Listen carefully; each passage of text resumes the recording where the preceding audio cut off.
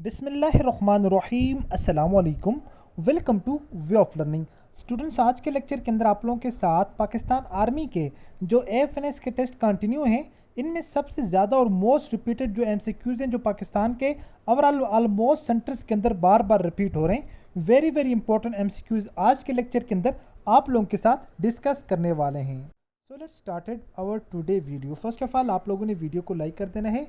Channel पर new आए हैं तो प्लीज़ चैनल को भी सब्सक्राइब कर दें, साथ बेल आइकन के बटन को नोटिफिकेशन ऑल कर दें ताकि आने वाली नेक्स्ट वीडियो की अपडेट सबसे पहले आप लोगों तक पहुंचती रहे। क्वेश्चन नंबर 1 है हमारे पास, जो स्टूडेंट के पेपर के अंदर आया हुआ था, which structure of bacteria involve in reproduction, यानी बैक्टीरिया का वो कौन सा स्ट्रक्चर है जो रिप्रोडक्शन के अंदर इन्वॉल्व होता है। ठीक है, करेक्ट आंसर इसका हो जाएगा न्यूक्लियोइड्स बैक्टीरियल डीएनए। अगर हम इसमें एक्सप्लेनेशन की बात करें, इन बैक्टीरिया रिप्रोडक्शन इज़ मेनली, भाई इसमें जो ज़्यादातर जो रिप्रोडक्शन होती है वो किस थ्रू होती है, बाइनरी फिशंस के थ्रू। किसके थ्रू? बाइनरी फिशंस के थ्रू होती है। And the structure most directly involve is the nucleoids, यानी जो स्ट्रक्चर डायरेक्टली इन्वॉल्व होती है ऑलमोस्ट वो न्यूक्लियोइड्स होती है। ठीक है, जिसको हम बैक्टीरियल डीएनए और क्रोमोसोम कहा जाता है।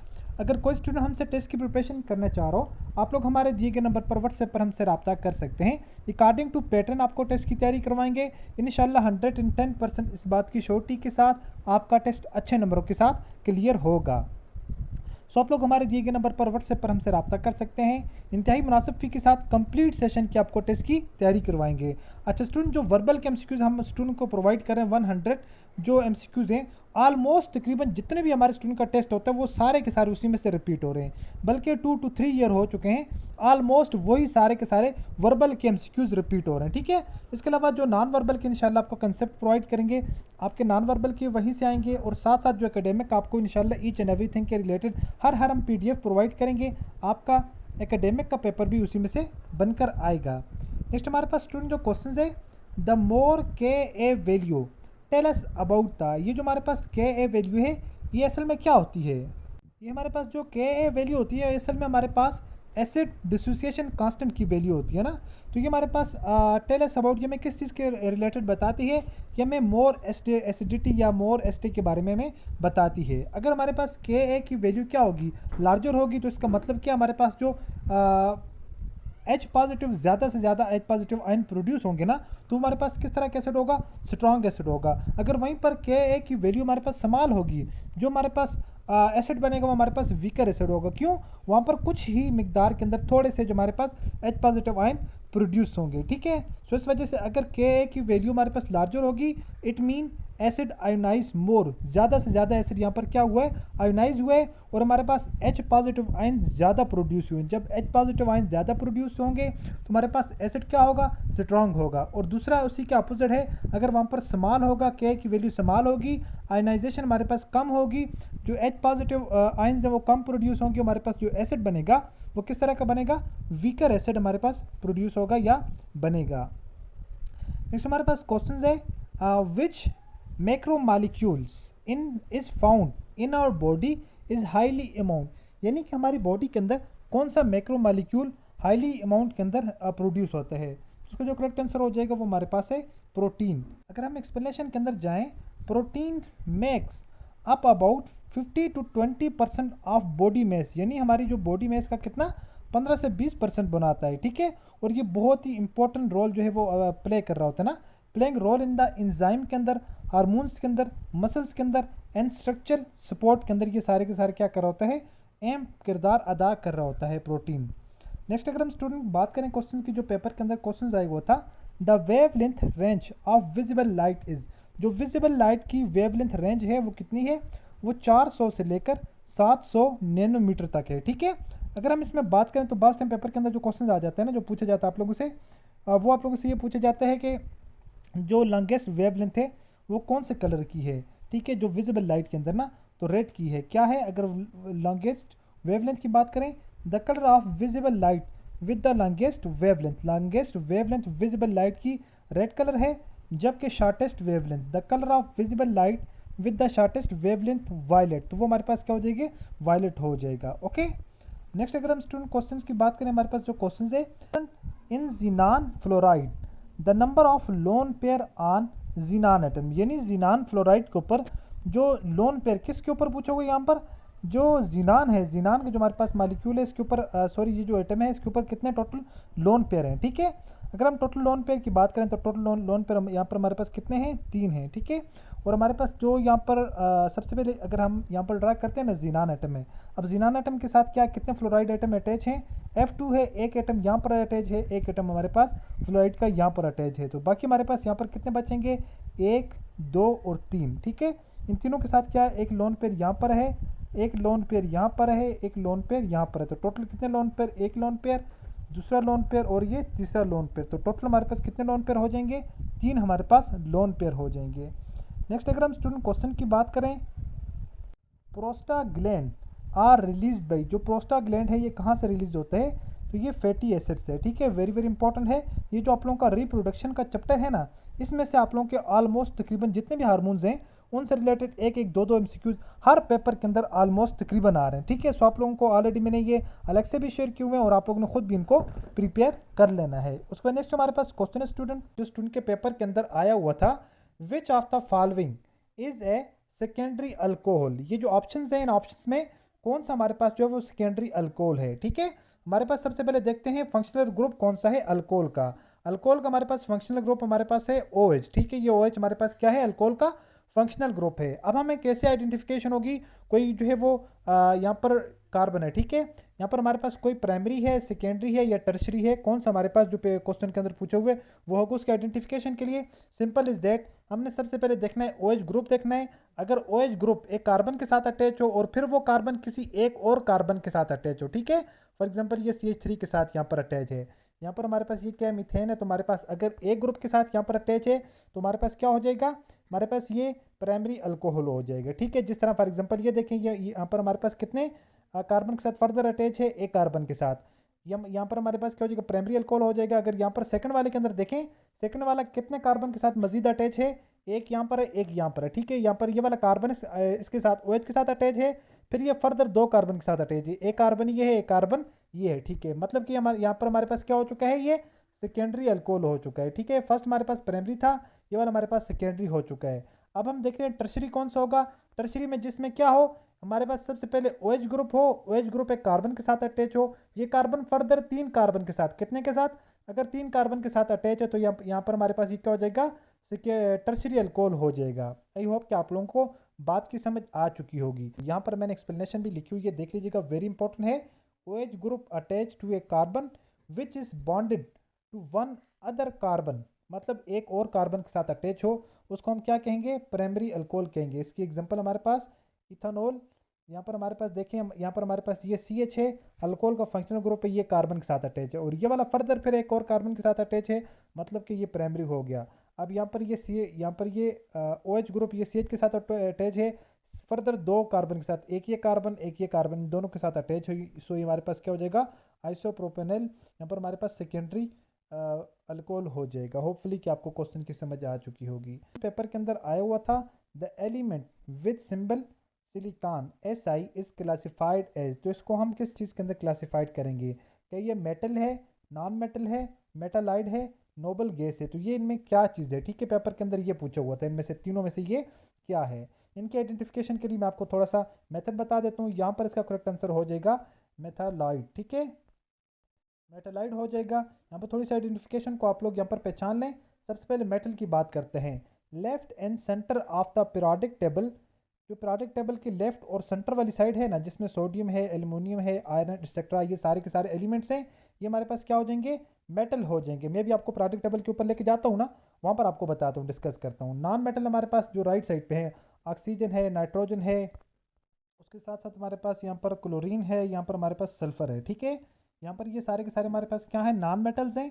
थर्ड नंबर के ऊपर अगर हम आ जाएं मेटालाइट्स, तो मेटालाइट्स हमारे पास कौन कौन से हैं, यहाँ पर मेटालाइट्स एलिमेंट सबसे पहले हमारे पास बोरान है, फिर हमारे पास यहाँ पर सिलिकॉन है, फिर आर्सेनिक है, फिर हमारे पास एंटीमनी है, फिर हमारे पास यहाँ पर टेलेरियम है। ये सारे के सारे क्या है, हमारे पास मेटालाइट्स हो जाएंगे। वेरी वेरी इंपॉर्टेंट है, मस्ट प्रिपेयर कर लें, एक MCQ इसमें से आएगा। यहाँ पर स्टूडेंट अगर हम देखें ना, ये हमारे पास आ चुके हैं प्रोडक्ट टेबल। यहाँ पर देखें, सबसे पहले हमारे पास ये जो पीले कलर के होंगे सारे के सारे मेटल्स हैं। यहाँ पर हमारे पास ये जो इस तरह के कलर है, ये वाला ग्रे सा कलर है ना, ये हमारे पास मेटलाइट्स, और जो हमारे पास ये वाला कलर है ये सारे के सारे क्या है, नॉन मेटल्स हैं। यहाँ पर ये देखें ये सारे के सारे, सबसे पहले हम मेटल्स को देखते हैं। मेटल्स हमारे पास कौन कौन सी, यहाँ पर ये हमारे पास क्या है, सारी मेटल्स हैं। मेटलाइट को अगर देखें तो मेटलाइट्स हमारे पास यहाँ पर ये स्पेसिफिक मेटलाइट्स हैं। इसके अलावा यहाँ पर हमारे पास ये जो है ये सारी की सारी क्या है, नॉन मेटल्स हैं। होपफुली कि आपको अच्छे तरीके से समझ आ चुकी होगी। नेक्स्ट हमारे पास स्टूडेंट जो क्वेश्चन हो जाएगा, आयोनाइजेशन एनर्जी जनरली, तो इसका ट्रेंड पूछो वो था जनरली तौर के ऊपर आयोनाइजेशन एनर्जी का ट्रेंड क्या रहता है, ठीक है। Decrease down A group and increase across a period, मतलब ये जो है वो ग्रुप के अंदर डाउन, अगर डाउन जाती है तो हमारे पास क्या होती है, डिक्रीज होती है, कम होती है आयोनाइजेशन एनर्जी। अगर अक्रॉस द पीरियड जाती है तो ये क्या होती है, आयोनाइजेशन एनर्जी क्या होती है, इंक्रीज होती है। इसको याद करने के एक मैं आपको बड़े मज़े का मेथड बता दूं। आयोनाइजेशन एनर्जी की बात अगर करें हम, अक्रॉस द पीरियड क्या होती है, इंक्रीज होती है। इस तरह आप लोग एरो लगा लें, अक्रॉस द पीरियड इंक्रीज हो जाएगी और डाउन द पीरियड क्या हो जाएगी, ये डिक्रीज हो जाएगी, ठीक है। अगर हम यहीं पर बात करते हैं ई ए की, मतलब क्या, इलेक्ट्रॉन एफिनिटी की, तो यहाँ पर ये मोर नेगेटिव अक्रॉस पीरियड, मतलब ये पीरियड के अंदर क्या हो जाएगा, मोर नेगेटिव हो जाएगा। Less negative down the group, मतलब डाउन के अगर top to bottom down down की साइड आएंगे तो ये क्या हो जाएगा, नेगेटिव हो जाएगा, लेस नेगेटिव हो जाएगा। अगर हाईएस्ट जो है वो हम आयोनाइजेशन एनर्जी की बात करें तो वो किसकी है, हीलियम की है। जबकि हाईएस्ट इलेक्ट्रॉन एफिनिटी की बात करें तो वो कौन से एलिमेंट्स की है, वो क्लोरीन की है। वेरी वेरी इंपॉर्टेंट है। Which part of the brain is called the master gland controller, यानी कि हमारे जो ब्रेन का कौन सा पार्ट है जिसको मास्टर ग्लैंड कंट्रोलर कहा जाता है, because it regulate the pituitary gland, यानी जो पिट्यूटरी ग्लैंड से इसको रेगुलेट करता है उसको मास्टर जो है ग्लैंड कंट्रोलर कहा जाता है। तो इसको ये हमारे पास कौन सा हो जाएगा, हाइपोथैलेमस। ये वेरी वेरी इंपॉर्टेंट है, ठीक है। ग्लैंड्स के बारे में 2 से 3 या 4 तक भी एमसीक्यूज आ जाते हैं आप लोगों के जो है वो बायो के पोर्शन में से खासकर। नेक्स्ट हमारे पास क्वेश्चन है, आउट ऑफ 33 वर्टिब्री, यानी कि जो 33 जो टोटल हमारे पास जो वर्टिब्री हड्डियाँ हैं उनमें से how many are movable in adults, यानी एडल्ट्स जो बंदा होता है उसके अंदर उनमें से 33 में से कितनी जो है वो मूवेबल हैं, तो उनमें से 33 में से 24 मूवेबल हैं। वेरी वेरी इंपॉर्टेंट क्वेश्चन है, मस्ट प्रिपेयर करना है। नेक्स्ट हमारे पास क्वेश्चन है, how many cranial bones are there in human skull, यानी ह्यूमन सिकल के अंदर जो खोपड़ी है उसके अंदर टोटल हमारे पास कितनी बोन्स हैं, क्रेनिकल जो बोन्स हैं वो उनकी तादाद हमारे पास 8 है।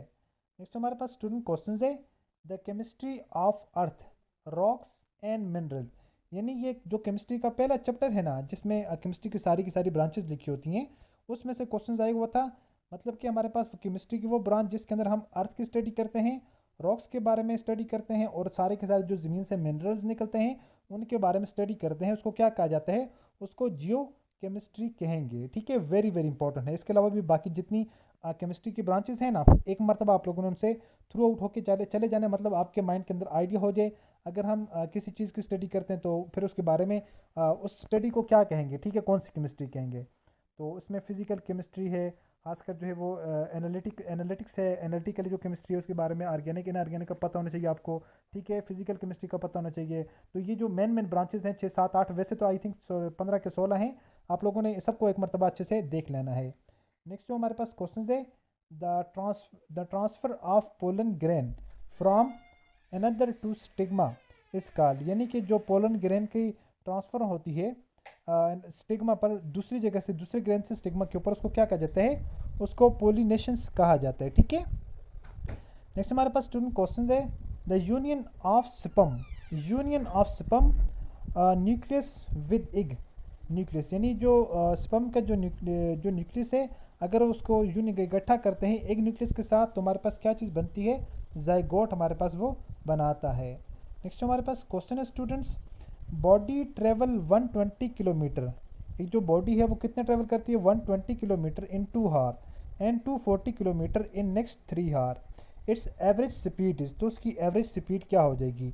जब भी हमने एवरेज निकालनी होगी तो एवरेज फाइंड आउट करने के लिए सिंपल बस एक ही काम करना है, टोटल जो वैल्यूज़ हैं इनको आप लोगों ने क्या कर देना, आपस में प्लस कर देना है। 240 हमारे पास ये हो जाएगा, 120 हमारे पास ये हो जाएगा, 240 और 120 360 हमारे पास हो जाएगा। अब हम इसको डिवाइड कर देंगे टोटल टाइम के ऊपर कि टोटल कितने घंटे यहाँ पर गुजरे हैं, ठीक है। टोटल टाइम हमारे पास कितना है, 3 और 2 5 घंटे। अब हम इसको क्या करेंगे, आपस में कट डाउन करेंगे, ठीक है। 5 1 ज़ार 5, 7 5 ज़ार 35, ओके। एक यहाँ से यहाँ पर बच गया, यहाँ पर 10 हो चुके हैं, 2 5 जार 10, ठीक है, 5 1 जार 5, 2 5 जार 10, मतलब कि हमारे पास 72 किलोमीटर पर हार है। यहाँ पर हमारे पास जो ओवरऑल जो एवरेज निकली है वो ये निकली है कि जो है वो 72 किलोमीटर 1 घंटे के अंदर जो डिस्टेंस है वो एवरेज जो है उसने बॉडी ने कवर की है। ओके, नेक्स्ट हमारे पास स्टूडेंट क्वेश्चन है SI base unit of magnetic flux. Magnetic flux की SI बेस यूनिट, यहाँ पर दो तरह के यूनिट होते हैं, ठीक है। एक सिर्फ SI unit of magnetic flux, वो हमारे पास हो जाएगा वेबर। सिंपल यूनिट पूछी होगी तो वो हमारे पास क्या है, इसकी सिंपल यूनिट वेबर हो जाएगी। अगर इसकी बेस यूनिट आप लोगों से पूछी हुई है तो फिर आप लोगों ने इसको ये वाली याद रखनी है, किलोग्राम मीटर स्क्वायर, ठीक है। उसके अलावा हमारे पास क्या है, सेकंड इन्वर्स पर सेकंड इन्वर्स है, ठीक है। ये बात यहाँ पर हमारे पास सर इसकी अगर SI की बेस यूनिट कौन सी, सिंपल यूनिट का पूछा होगा तो आप लोगों ने बता देनी है इसकी सिंपल यूनिट कौन सी है, वेबर हो जाएगी। अगर इसकी बेस यूनिट पूछी हुई तो बेस यूनिट आप लोगों ने फिर ये बतानी है, ठीक है, किलोग्राम मीटर स्क्वायर पर सेकंड स्क्वायर पर एम्पेयर। ये इसकी सारी की सारी क्या है, बेस यूनिट हो जाएगी। आप लोगों ने अच्छे से इसको प्रिपेयर कर लेना है। सिंपल यूनिट का भी आपको पता होना चाहिए। एक जो है सिंपल यूनिट में से आता है, एक MCQs आप लोगों का हर बार हर पेपर के अंदर तकरीबन बेस यूनिट से आ जाता है कि फ़लाँ जो है वो SI यूनिट के उसकी जो है SI बेस यूनिट क्या है, ठीक है। बेस यूनिट आप लोगों की ये हो जाएगी। नेक्स्ट हमारे पास स्टूडेंट क्वेश्चन है the slope of distance time graph represent, यानी जो डिस्टेंस टाइम का जो ग्राफ है रिप्रेजेंट, वो किस चीज़ को जाहिर करता है, तो वो हमारे पास स्पीड को जाहिर करता है। नेक्स्ट हमारे पास क्वेश्चन है द डिहाइड्रेशन, डी का मतलब होता है रिमूव करना ना, हाइड्रेशन का मतलब है वाटर को, of ethanol to ethane use catalyst, मतलब कि बात ये कह रहा है, यानी जिस वक्त हम लोगों ने डिहाइड्रेशन करनी होती है इथेनॉल की, इथेनॉल के अंदर से हमने डिहाइड्रेट करना होता है, वाटर को निकालना होता है, वाटर को रिमूव करना होता है, तो हम इथेन यूज़ कैटलिस्ट, तो कौन सा इसको जो है वो इथेन के अंदर कन्वर्ट करने के लिए, ठीक है, इथेनॉल टू इथेन, यानी हमने इथेनॉल से वाटर को क्या करना होता है, डी करना होता है, डिहाइड्रेट करना होता है, मतलब निकालना होता है, रिमूवल ऑफ वाटर, डिहाइड्रेशन हमारे पास खिलाएगा इथेनॉल, इथेनॉल टू इथेन। हम कौन सा कैटालिस्ट हम यूज़ करेंगे, ठीक है। कैटालिस्ट का असल में काम क्या होता है, कैटालिस्ट जो पाथ लेंथ होता है, पाथ लेंथ को क्या कर देते हैं, शॉर्ट कर देता है, ठीक है। रेट ऑफ रिएक्शन को क्या कर देता है, इंक्रीज कर देता है बाई डिक्रीजिंग, उसकी जो एक पी की जो वैल्यू होती है ना, उसको क्या करते हैं, वो डिक्रीज कर देता है, उसको कम कर देता है, ठीक है। तो हम यहाँ पर कंसनट्रेटेड सल्फ्यूरिक एसिड यूज़ करते हैं, क्या यूज़ करते हैं, कंसनट्रेटेड सल्फ्यूरिक एसिड को यूज़ करते हैं। तो हमारे पास ये एज ए किसके तौर के ऊपर काम करता है, एज ए कैटालिस्ट के तौर के ऊपर काम करता है, जो कि वाटर को वहाँ से रिमूव कर देता है इथेनॉल से इथेन बनाने में। नेक्स्ट हमारे पास क्वेश्चन है when momentum is equal to kinetic energy, कह रहा है कि जिस वक्त हमारे पास जो मोमेंटम है वो किसके बराबर होगा, काइनेटिक एनर्जी के बराबर होगा। द वेलोसिटी विल बी, तो उसकी वेलोसिटी हमारे पास क्या रह जाएगी। सबसे पहले बात करते हैं when momentum is equal to kinetic energy. Momentum यहाँ पर हमारे पास देखें किस चीज़ की बात कर रहे हैं, मोमेंटम की बात करें, मोमेंटम किसके बराबर होगा, काइनेटिक एनर्जी के। तो बस सबसे पहले ये चीज़ हमने आपस में कंपेयर करनी है। Momentum is equal to P is equal to MV, MV हमारे पास क्या है, ये काइनेटिक एनर्जी है ना। काइनेटिक एनर्जी हमारे पास क्या होती है, KE is equal to 1/2 MV square, half MV square. अब MV स्क्वायर ये क्या हमारे पास, ये हमारे पास काइनेटिक एनर्जी है। अब हम देखेंगे kinetic energy P is equal to, P हमारे पास क्या है, यहाँ पर मोमेंटम के लिए हमने यूज़ किया ना, is equal to MV, P is equal to किसके बराबर है, काइनेटिक एनर्जी के। अब हमने यहाँ पर काइनेटिक एनर्जी की वैल्यू लिखनी है। सबसे पहले पीछे हम लिखते हैं MV equal to 1/2 MV square, ठीक है, हाफ MV स्क्वायर हमारे पास ये इसकी वैल्यू आ चुकी है। फाइनल जिस वक्त हम इसको आपस में मल्टीप्लाई करके इसको कैलकुलेट करेंगे, फाइनली हमारे पास वैल्यू रह जाएगी V की, V हमारे पास रह जाएगा 2 is equal to M over S metre पर सेकंड, ठीक है। हमारे पास इसकी वैल्यू आ जाएगी, फाइनल हमारे पास इसकी वैल्यू निकल कर आ जाएगी। नेक्स्ट हमारे पास स्टूडेंट क्वेश्चन है in DNA the number of adenine molecules is always equal to the number of, यानी हमारे पास जो DNA के अंदर जो नंबर ऑफ एडेनिन हमारे पास मालिक्यूल, एडेनिन के मालिक्यूल जो हैं वो उनकी जो तादाद होती है वो हमेशा थायोमीन के जो मालिक्यूल्स होते हैं उनके बराबर होती है, यानी कि इन दोनों की तादाद जो क्या होती है आपस में इक्वल होती है। किस किस की, एडेनिन मालिक्यूल्स की, और इसके अलावा थायोमीन्स जो मालिक्यूल्स हैं दोनों की तादाद आपस में बराबर होती है। नेक्स्ट हमारे पास क्वेश्चन है the Balmer series lie in the visible region. अच्छा स्टूडेंट ये वाला इसमें एक क्वेश्चन पहले भी आ चुका था, फर्स्ट में जो आप लोगों से अल्ट्रा वायलेट रीजन का पूछा हुआ था ना, इसकी सारी की सारी सीरीज़ है, इसमें आप लोगों ने इसकी आइडेंटिफिकेशन करनी है। आप लोगों को कहा जाता है पहले मैं आई थिंक लेमन सीरीज़ का पूछा हुआ था। लेमन सीरीज़ जो है वो कहाँ पर लाई कर रही है, स्पेक्ट्रम के अंदर। स्पेक्ट्रम के अंदर ये अल्ट्रा वायलेट रीजन के अंदर जो है वो लाई कर रही है। जबकि जो बल्मर सीरीज़ हमारे पास, यहाँ पर हमारे पास जो इलेक्ट्रॉन की ट्रांजिशन होती है, लेमन सीरीज़ में एन से हमारे पास जो है N1 तक जो है इसके इलेक्ट्रॉन की ट्रांजिशन होती है। जबकि हमारे पास जो बल्मर सीरीज़ है, तो बल्मर सीरीज़ में एन से इलेक्ट्रॉन की ट्रांजिशन कहाँ पर होती है, N2 के अंदर इलेक्ट्रॉन की ट्रांजिशन होती है। ठीक है, उसके हमारे पास यहाँ पर जो इसका रीजन्स बनता है हमारे पास स्ट्रक्चर का, स्पेक्ट्रम का, तो वो हमारे पास यहाँ पर विजिबल बन जाएगा। लेमन सीरीज़ की अगर बात करें, उसका जो हमारे पास इलेक्ट्रॉन ट्रांजिशन है n=1 है, उसका जो रीजन है वो अल्ट्रा वायलेट रीजन है। जबकि जो बल्मर सीरीज़ है, बाल्मर सीरीज़ के अंदर n=2 है, जबकि इसके जो रीजन्स बन रहे हैं वो कौन सा है, विजिबल रीजन इसका बन रहा है। ठीक है, उसके अलावा यहाँ पर जो बाकी सारे के सारे आप लोगों ने याद रख लें, वो उनका रीजन कौन सा बन रहा है, इंफ्रारेड उनका रीजन बन रहा है। बस इन तीन चीज़ों को याद रख लें, दो का आप लोग यहाँ पर लेमन सीरीज़ का याद रख लें, लेमन सीरीज़ का अल्ट्रा वायलेट बन रहा है, बाल्मर सीरीज़ का यहाँ पर विजिबल बन रहा है। इसके अलावा बाकी सीरीज़ का क्या बन रहा है, बाकी जो उसके अलावा हमारे पास 4 सीरीज़ हैं उनका इंफ्रारेड उनका जो है वो रीजन बन रहा है। सिंपल इज दैट, बिल्कुल आसान है। नेक्स्ट हमारे पास स्टूडेंट क्वेश्चन है 90% ऑफ 90, ये वाला रिपीटेड क्वेश्चन है। वही जो 100 वर्बल का PDF है उसमें से आ रहे हैं ये वाले वर्बल के। कई बार आपको बता चुका हूँ, आपके साथ में शेयर भी कर चुका हूँ, इसके लेक्चर भी हमने यूट्यूब के ऊपर अपलोड किए हुए हैं। बस 9 को 9 के साथ आप लोगों ने मल्टीप्लाई कर देना है। 9 में 81, आपका 81% क्या हो जाएगा, 81 बन जाएगा। ठीक है, 90% of 90, 81 is the correct answer हो जाएगा। बाकी परसेंटेज के जो क्वेश्चन है उनको सॉल्व करने के मेथड अलग से है। बाकी ये वाला जो है इसको सॉल्व हम इस तरह से करते हैं, 90 को 9 के साथ मल्टीप्लाई करेंगे, आंसर हमारे पास 81 आ जाएगा। इसके अलावा इसको सॉल्व करने का जो प्रॉपर मेथड होता है ना, वो इसमें ये होता है, जब भी परसेंटेज का क्वेश्चन आएगा, फर्स्ट वाली वैल्यूज़ को आप लोगों ने वहीं पर ऊपर लिखना होता है। फर्स्ट वाली वैल्यू ऊपर लिखी, ये वाला जो परसेंट है ना, परसेंट का ऑलवेज मतलब होता है 100। क्या मतलब होता है, 100। हमने इसको डिवाइड कर देना किसके ऊपर, 100 के ऊपर। ठीक है, 90 डिवाइडेड बाई 100 लिखा, मल्टीप्लाई बाई कर देंगे किसके साथ, आगे क्या लिखा हुआ, 90 लिखा हुआ है। ठीक है, सबसे पहले हम इस 90 को 100 के साथ क्या करेंगे, डिवाइड करेंगे। जब डिवाइड करेंगे 90 को 100 के साथ, हमारे पास इसका आंसर आ जाएगा 0.9। 0.9 को मल्टीप्लाई कर देंगे 90 के साथ। ठीक है, 0.9 इसको आप लोग अपने पास कैलकुलेट करके भी देख लें। ठीक है, हमारे पास फिर किसके साथ मल्टीप्लाई करना है, हमने 90 के साथ मल्टीप्लाई करेंगे, हमारे पास इक्वल टू बन जाएगा 81 is the correct answer. Percentage के जितने भी सारे के सारे क्वेश्चंस हैं ना, वो इस मेथड से सॉल्व होते हैं। ठीक है, सबसे पहले वाली वैल्यू लिखी, उसके बाद जो परसेंट है, परसेंट का मतलब 100 होता है, उसको डिवाइड कर देना 100 के साथ। जो आगे वाली वैल्यू होगी उसको हमने क्या कर देना है, मल्टीप्लाई कर देना है। ठीक है, तो कुछ भी वैल्यू आप लोग इस मेथड से उसको सॉल्व कर सकते हैं। नेक्स्ट हमारे पास स्टूडेंट क्वेश्चन है, dimension of impulse is similar to, यानी जो इम्पल्स का जो डायमेंशन ऑफ इम्पल्स है, मतलब वो सिमिलरली किसकी तरह है, बिल्कुल हमारे पास मोमेंटम की तरह है, सिमिलरली टू मोमेंटम। नेक्स्ट हमारे पास स्टूडेंट क्वेश्चन है, which one is more acidic in nature, इनमें सबसे ज़्यादा एसिडिक कौन सा है, अल्कोहल है, फिनोल है, या कार्बोक्सिलिक एसिड है। यहाँ पर अगर हम देखें, हमारे पास जो सबसे ज़्यादा मोर एसिडिक वो हमारे पास हो जाएगा कार्बोक्सिलिक एसिड हो जाएगा। कार्बोक्सिलिक एसिड की सबसे ज़्यादा एसिडिक होने की वजह यह है, इसमें कंजुगेट बेस है ना, जो कि कार्बोक्सिलेट आयंस बनाता है। और इसके अलावा जो हमारे पास ये सबसे ज़्यादा स्टेबल हो जाएगा, और इसकी सबसे ज़्यादा स्टेबिलिटी की रीज़न भी यही है कि ये इसमें क्या होता है, रेजोनेंस होता है। ठीक है, रेजोनेंस होता है, तो जिस वक्त रेजोनेंस होता है फिर उसमें क्या होता है, डीग्लूकोलाइज होता है, और नेगेटिव चार्ज हमारे पास जो है वो अक्सर जो कार्बोक्सिलेट आयन है ना, वहाँ पर ज़्यादा हो जाएंगे। ठीक है, इस वजह से यहाँ पर हमारे पास ये क्या है, मोर स्टेबल होगा। जब मोर स्टेबल होगा हमारे पास, उस वजह से हमारे पास क्या है, एसिडिक इन नेचर है, तो उसी वजह से उसकी वैल्यू सबसे ज़्यादा एसिडिक कार्बोक्सिलिक एसिड हो जाएगा। इससे हमारे पास क्वेश्चन है, young double slit experiment show, young double slit experiment क्या शो करता है, इंटरफेरेंस ऑफ लाइट, लाइट की इंटरफेरेंस शो करता है। ठीक है, उसमें दो तरह की होती हैं, एक उसमें कंस्ट्रक्टिव इंटरफेरेंस होती है, दूसरी उसमें डिस्ट्रक्टिव इंटरफेरेंस होती है।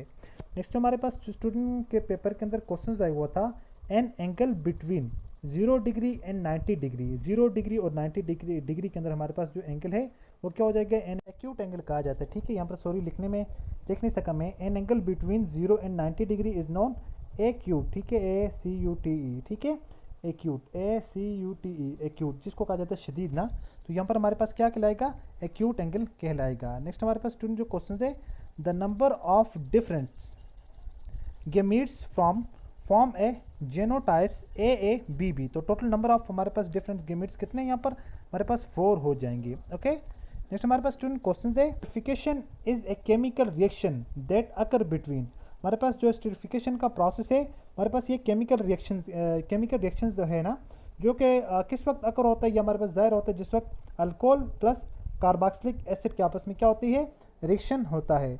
अच्छा स्टूडेंट, जो नॉन वर्बल के क्वेश्चन आए हुए थे, स्टूडेंट ने बताया कि सारे के सारे जो क्वेश्चन हैं वो शेप कंप्लीशन, मतलब कि एक शेप दी हुई है, उस शेप में से एक पार्ट में से वो जो मिसिंग पार्ट है, मिसिंग पार्ट को आप लोगों ने फाइंड आउट करके यहाँ पर तलाश करके लगाना था। ठीक है, अब हमने यहाँ पर देखना, हमारे पास एक प्रॉपर शेप है, इस शेप के अंदर जो हमारे पास शेप का चौथा पार्ट यहाँ पर बाकी है, उसमें 3 ऑप्शन है, option number 1, option number 2, option number 3, इनमें से कौन सा पार्ट यहाँ पर लगेगा, सबसे पहले हमने ये देखना है। अगर हम यहाँ पर थोड़ा सा गौर करेंगे तो हमें यहाँ पर इस बात की समझ आएगी। फर्स्ट वाली ये वाली जो वैल्यूज़ हैं, इसके अपोजिट यहाँ पर इस तरह का पार्ट लगना है, क्योंकि ये वाला जो है इसके अपोजिट है, मतलब कि जो एक शेप कंप्लीट की हुई है पहले वाले में इस तरह इन लोगों ने ये क्रॉस वाली दी हुई है ना, इसमें अगर देखें हम इसी के अगर अपोजिट वाली साइड के देखें, इसके अपोजिट इन लोगों ने दी हुई है, पहले में लाइन इस तरह दी हुई है, दूसरे में इसके अपोजिट डायरेक्शन के अंदर लाइन दी हुई है। सो हमें इस बात का कंफर्म हो चुका है, आइडिया हो चुका है कि हमने इसके ये वाली जो इस तरह की साइड है, इसके अपोजिट अगर ये वाली ऊपर से नीचे हमें दी हुई है, हमने एक ऐसी शेप फाइंड आउट करनी है जो इसके बिल्कुल अपोजिट हो, इस तरह की हो। तो इस तरह की अगर हम ये वाली शेप देखें ऑप्शन नंबर 3, तो इस तरह की कोई शेप इसमें मिल ही नहीं रही। और ये ऑप्शन नंबर अगर 1 को देखें, ऑप्शन नंबर 1 सिमिलरली जो ऑलरेडी पार्ट हमें गिवन है, एमएच के अंदर गिवन है। सो इसका मतलब है यहाँ पर ऑप्शन नंबर ए भी ठीक नहीं है, ऑप्शन नंबर बी सी भी जो तीसरा ऑप्शन है वो भी ठीक नहीं है। सो इसमें करेक्ट आंसर कौन सा होगा, ऑप्शन नंबर 2 इसमें करेक्ट आंसर हो जाएगा। जिस तरह इस पार्ट का ये वाला अपोजिट है, इस तरह इस पार्ट का ये वाला अपोजिट, ये वाला क्या हो जाएगा, इसका अपोजिट हो जाएगा। सो इस तरह के जो क्वेश्चंस आप लोगों ने प्रिपेयर करने हैं, आप लोगों के पेपर के अंदर बिल्कुल सेम टू सेम इस तरह के क्वेश्चंस आ रहे हैं, मतलब शेप दी हुई है, उसमें से एक पार्ट मिस किए हुए, उस मिसिंग वाले पार्ट को आप लोगों ने फाइंड आउट करके वहाँ पर फिट करना आपको पड़ता है। तो इस तरह के क्वेश्चंस आपके पेपर में इस मरतबा ज़्यादा आ रहे हैं नॉन वर्बल में। उसके बाद स्टूडेंट हमारे पास नेक्स्ट जो क्वेश्चन है, इस क्वेश्चन के अंदर अगर हम देखें तो यहाँ पर हमारे पास प्रॉपर इन लोगों ने एक तस्वीर दी हुई है ना, इस तरह इसका हमारे पास एक जो पार्ट इन लोगों ने कंप्लीट कर दिया है, इधर भी एक पार्ट कंप्लीट है। अब आगे वाला जो हमारे पास पार्ट है वो हमारे पास कौन सा बाकी है, हमारे पास इस तरह का बाकी है, इस तरह का ना। अगर हम इस तरह के जो पार्ट है हमें अगर मिल जाएगा, हम उठाकर उसको यहाँ पर फिट कर देंगे तो वो हमारा करेक्ट आंसर कहलाएगा। इस तरह का जो हमारा पार्ट है वो कौन सा हो जाएगा, ये इस तरह का। इस तरह का अगर हम देखें तो हमारे पास ये वाला ऑप्शन नंबर 3 को देखें ना, ऑप्शन नंबर अगर 2 को देखें, ऑप्शन नंबर 2 फिट नहीं आ रहा। ठीक है, यहाँ पर अगर ऊपर से सिक्योर को हटा दें, इसमें से ऊपर वाला जो सिक्योर को हटाना है, ठीक है, सिक्योर को हटाना है हमें। देखें ऑलरेडी हमें एक ये वाला पैटर्न ऑलरेडी मिल चुका है, इधर भी हमारे भी ये वाला पैटर्न मिल चुका है। अब हमारा जो नेक्स्ट आगे वाला पैटर्न बाकी है वो इस तरह एक लाइन इधर होनी चाहिए, मतलब एक लाइन सबसे पहले इधर, फिर एक लाइन इधर, फिर एक लाइन हमारे पास यहाँ पर ऐसे होनी चाहिए, फिर एक लाइन हमारे पास इधर होनी चाहिए, मतलब कैसे होनी चाहिए। तो इस तरह की जो हमारे पास शेप बन रही है वो ऑप्शन नंबर अगर इसको देखें ये भी नहीं है, इसको देखें ये भी नहीं है, तो ये वाला हमारे पास ज़्यादा फिट बन रहा है। यहाँ पर ये वाली शेप भी बल्कि नहीं बन रही है हमारे पास। आई थिंक इसमें से जो ऑप्शन एक ऑप्शन और था जो मिस हो चुका है। ठीक है, ये मैंने 3 ऑप्शन मेंशन किए, शायद आई थिंक ऑप्शन नंबर 4 था जो इसमें लगना है ना। जिस वक्त यहाँ पर इस तरह की शेप लगेगी ना, ये वाली इस तरह की, ये और ये शेप जिस वक्त इसमें लगेगी, फिर जाकर ये इसने फिल होना है, इस तरह का एक हमारे पास था, वो हमारे पास क्या हो जाएगा, करेक्ट आंसर हो जाएगा। ठीक है, सॉरी फॉर देट, ये मैंने लगाते वक्त मुझसे यहाँ से कट हो गया था। ठीक है, जो चौथा ऑप्शन था, तो इस तरह का जो ऑप्शन था वो यहाँ पर फिट आना है। तो उसके बाद नेक्स्ट हमारे पास स्टूडेंट जो क्वेश्चंस है में ये वाली जो शेप है, इस तरह की हमें एक शेप चाहिए जिसका जो सबसे पहले जो ये लास्ट वाली साइड इसको क्या कर रही हो, क्लियर कर रही हो ना। इस तरह की अगर हम शेप देखें, ये भी हमारे पास बन रही है, ये भी हमारे पास बन रही है, ये भी हमारे पास बन रही है। अब हमने सेकंड चीज़ ये देखनी है, हमें ऐसी शेप चाहिए जो इन 2 लाइन्स को आपस में क्या कर रही हो, यहाँ से वो हमें मिला कर दे रही हो। तो इस तरह की 2 लाइन्स इसमें भी हैं, इसमें भी हैं, इसमें भी, ये तीनों अभी तक फ़िलहाल सारे पैटर्न के ऊपर उतर रही हैं। ठीक है, अब नेक्स्ट हमने क्या चीज़ देखनी है, अब नेक्स्ट हमने ये चीज़ देखनी है, एक ऐसी चीज़ हो जिसके अंदर ये इस तरह का पार्ट होना, मतलब कि जो इस तरह के एक सर्कल को जो हमें कितना एक सर्कल, बल्कि नहीं एक सर्कल नहीं देगी, बीच में हमारे पास 2 लाइंस भी आएंगी, मतलब कि छोटा सा हमें सर्कल इधर से दे, 2 लाइंस इसमें से आए, छोटा सर्कल हमें यहाँ से देगी। ठीक है, तो इसके बिल्कुल सामने आएगी ना, ये इस तरह की शेप आएगी। इसका थोड़ा सा यहाँ पर हमें ये गोल साइड इधर से दे, थोड़ी सी गोल साइड इधर से दे। अगर हम यहाँ पर इसको देखें ऑप्शन नंबर, इसमें भी थोड़ा सा हमें सर्कल मिल रहा है, इसमें भी हम थोड़ा सा सर्कल मिल रहा है, इसमें भी हम थोड़ा सा सर्कल मिल रहा है। इन शेप्स के ऊपर अगर हम थोड़ा सा गौर करेंगे, यहाँ पर हमने देखना है कि हमारी वाली जो लाइन्स आ रही हैं वो उसके नीचे से आ रही हैं, तो इस वाले में जो लाइन्स हैं वो ऊपर से आ रही हैं, सारा नज़र आ रहा है। इसका मतलब है ये वाला यहाँ से इसको हम क्या कर देते हैं कैंसिल, सॉरी सेंटर वाले को, सेंटर वाला यहाँ से क्या हो जाएगा, ऑटोमेटिक कैंसिल हो जाएगा। ठीक है, पीछे बचेंगे हमारे पास एक शेप ये बचेगी, एक शेप हमारे पास ये वाली बच जाएगी। इस वाली जो शेप है, इस वाली की अगर शेप की, इस वाली शेप के अंदर सर्कल को देखें ना, सर्कल इस वाले सर्कल को फिल नहीं कर रहा। इस वाला जो पीछे वाला लास्ट वाला सर्कल है ना, ये वाला सर्कल इस सर्कल के साथ अगर आकर टच होता है तो ये इसको सारे के सारे को क्या कर रहा है, कंप्लीट फिल कर रहा है। सो हमारे पास जो मोस्ट सूटेबल आंसर है वो हमारे पास ऑप्शन नंबर अलिफ जो ए है वो क्या है, करेक्ट आंसर हो जाएगा। ये आप लोगों के लिए प्रैक्टिस टास्क है, आप लोगों ने मुझे फिट करके बताना है कि यहाँ पर ये कौन सा फिट होगा, यहाँ पर ये ऑप्शन नंबर 1 फिट होगा या यहाँ पर जो है वो ऑप्शन नंबर जो 2 है ये ज़्यादा सूटेबल है, फिट होगा, या ऑप्शन नंबर हमारे पास क्या है 3 है, ये ज़्यादा सूटेबल है, ये वाला यहाँ पर फिट होगा। ठीक है, सबसे पहले हमने यहाँ पर जो सर्कल को कंप्लीट करना है, सर्कल को देखना है सर्कल के अंदर कौन सा वाला पार्ट आ रहा है। ठीक है, सबसे पहले सर्कल को कंप्लीट करके देख लिया, सर्कल के बाद फिर देखने हमें यहाँ पर जिस तरह एक शेप है, इस तरह यहाँ पर ये शेप है, कौन सी शेप इधर से आके इस तरह इसको कंप्लीट कर रही है। सो आप लोगों ने यहाँ पर इसमें आइडेंटिफाई करके मुझे बता देना कि जो लास्ट क्वेश्चन है, लास्ट क्वेश्चन के अंदर कौन सा ऑप्शन नंबर करेक्ट है। ठीक है, option number 1, option number 2, option number 3। आई होपफुल स्टूडेंट के बाकी जितने भी सारे के सारे क्वेश्चन मैंने आपके साथ डिस्कस किए हैं आप लोगों को अच्छे से समझ आ चुके होंगे। मिलते हैं नेक्स्ट वीडियो में इसी तरह एक और इन्फॉर्मेटिव वीडियो के साथ। अपनी दुआ में याद रखिएगा और देखते रहिएगा चैनल वे ऑफ लर्निंग। अल्लाह हाफिज़।